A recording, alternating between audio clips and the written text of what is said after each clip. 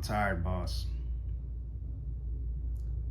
I don't know if or when I'm going to upload this. However, yesterday I quit teaching at a New York City public school. I feel like I'm burned out. Quite frankly, I'm burned out. Now, the reason might just surprise you, or maybe not, it depends. I'm guessing most of you are thinking that I quit because the kids are out of pocket, and don't get me wrong, they can well out sometimes, and a lot of the times, yes, call you all sorts of names. And that said, I truly do believe that no kid comes to school with the intention of making your life miserable. I don't think things personally, right? I think each behavior is a manifestation of something, either a social emotional need, an academic need, or maybe they was just hungry that day. Who knows? Could be a multiple or a myriad of things. As a teacher, especially as a teacher working in the inner city and teaching students with disabilities, is ultimately your job to figure out what they need and help facilitate that for them. Now, it's not like the movies where, yes, things can be a little bit rough at the beginning, but eventually the person figures it out. And there's like a beautiful freeze frame where at the end everybody's throwing up their caps and gowns, or rather, not the gowns, but the caps in the air, and disembodied voice lists off all the can't even speak right now. A disembodied voice lists of all the accomplishments that the kids went on to do. You know what I'm talking about? Yeah, especially if you watch like movies in the 90s and early 2000s. But the work is not particularly glamorous, is what I'm saying. And oftentimes you have to put in work outside of your contract hours in order to get things done. That's the expectation. It's heavily implied, if not outright stated sometimes. Now, you may be thinking, that sounds like a lot. And it is. That's the problem. It wouldn't be so bad if I was getting a fair compensation or a fair wage for my work, but I'm not, like, not anywhere near. I know that earlier I spoke about making sure that the needs of the students are met, but it's rare, if not impossible, that a school talks about meeting the needs of the teachers, especially our financial needs. Now, here's the thing, yo. I live in New York City, and everything here is expensive as hell. Now, I'm single. I live by myself. I like to go out every now and again, enjoy some of that New York City lifestyle. You know what I mean? Yeah. Oh, man. However, even affording a small studio here in the city is difficult. You have to make 40 times the rent, which is already hard enough. But you also have to have some savings, in case you lose your job, right? And have a little bit of a cushion so you don't just fall and hit your face. Now, the first problem is that in the DOE, everyone starts at the bottom of the ladder, regardless of experience. Before I went to the DOE, or I came back to the DOE, I should say, I was teaching at a charter school for a couple of years, and previously, I was actually a paraprofessional in DOE. Now, for those of you that don't know, that a paraprofessional is essentially a teacher assistant that works with students that have special needs. That is important. It's gonna come up in a minute. Now,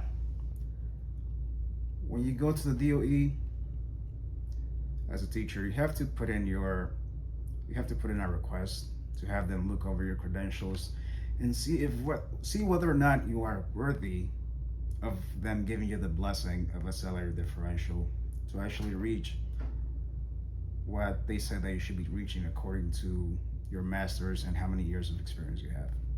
Now, according to their salary step, I would be earning $80,000 or about $80,000 with a master's and 3 years of teaching experience.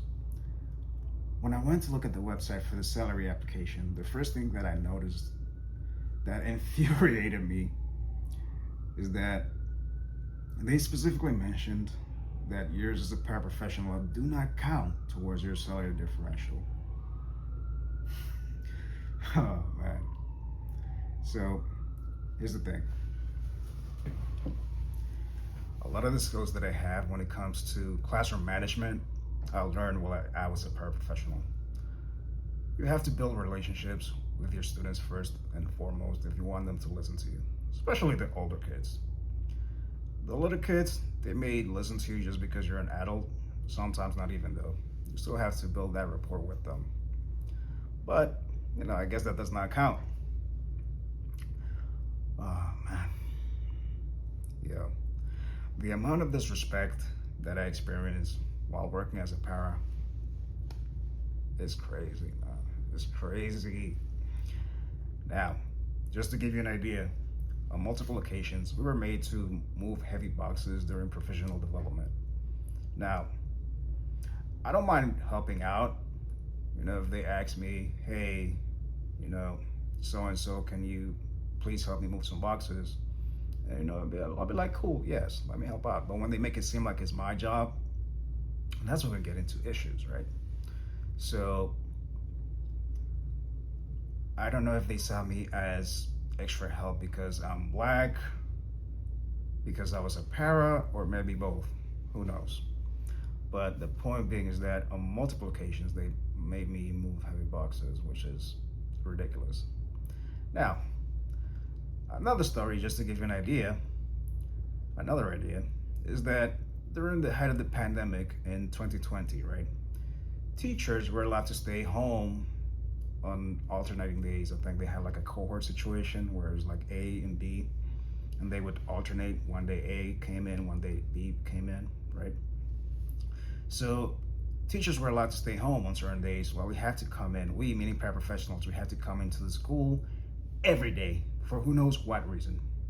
Mind you, half of the time the kid I was working with wasn't even there. But I digress though. So I guess this is one last metaphorical diss from beyond the grave. All those years you spent doing all that work and getting all that experience, sometimes literally risking your own life, counted for absolutely nothing. Not even a thank you card. Now, I'm not expecting them to count my years the same as a teacher. At least give me half of the years. If I was a paraprofessional for 6 years, give me 3 years experience.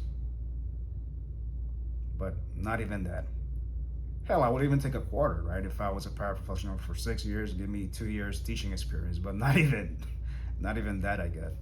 So they literally said paraprofessional years do not count. So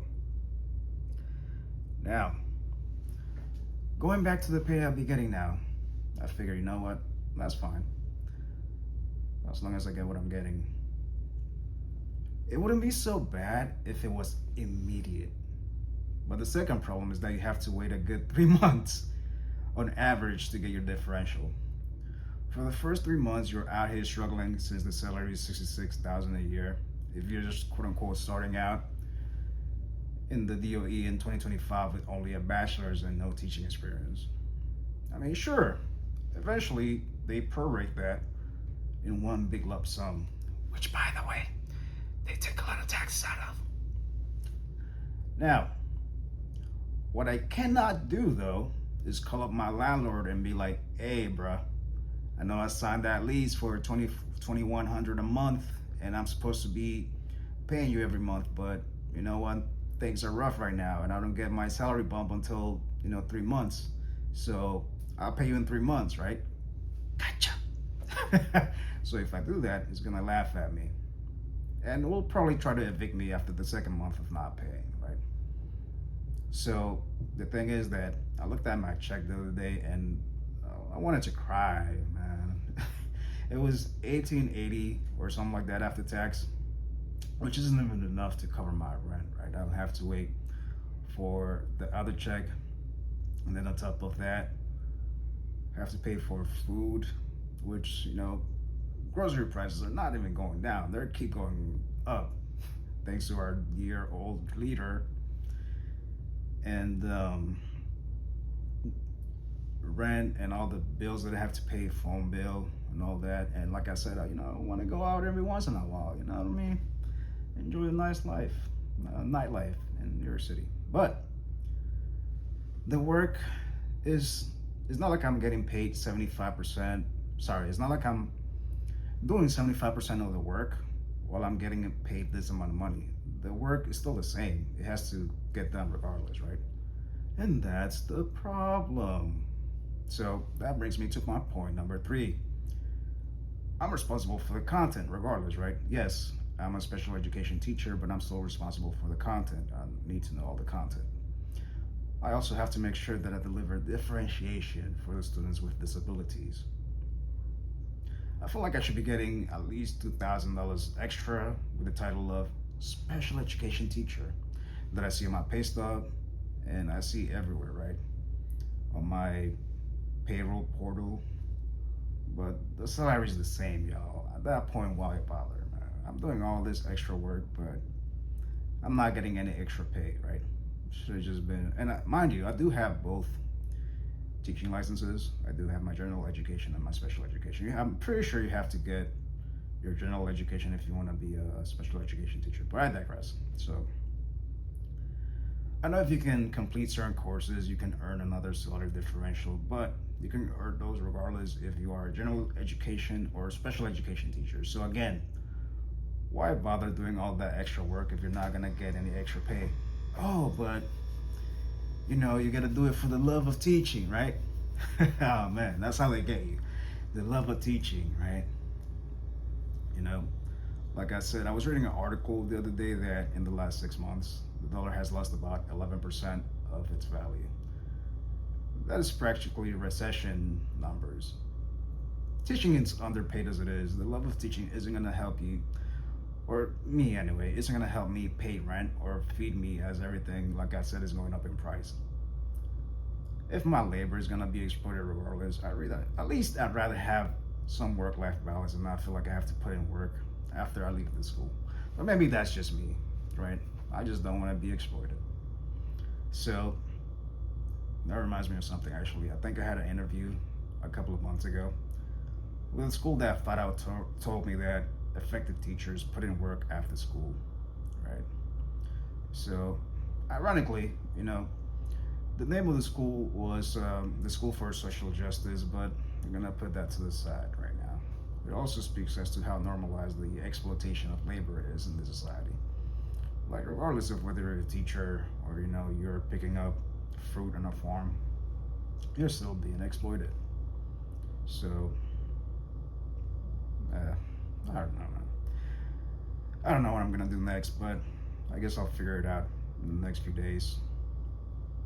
So yeah, I just wanted to get that off my chest, and I'll catch y'all later.